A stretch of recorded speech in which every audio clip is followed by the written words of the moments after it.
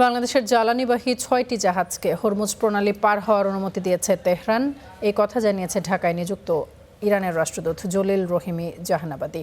বলেন, এই পথ দিয়ে বাংলাদেশের জ্বালানিবাহী জাহাজ চলাচলে কোনো সমস্যা নেই। বুধবার ঢাকায় ইরান দূতাবাসে আয়োজিত এক সংবাদ সম্মেলনে এসব কথা বলেন তিনি।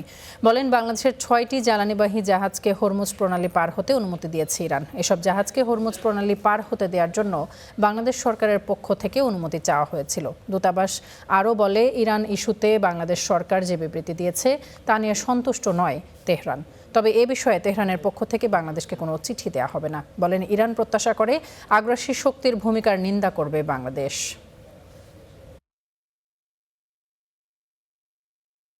বাংলাদেশের কিছু সীমাবদ্ধতা সেটা আমরা বুঝি, কিন্তু তারপরেও এটা তো আন্তর্জাতিক একটা বিষয়।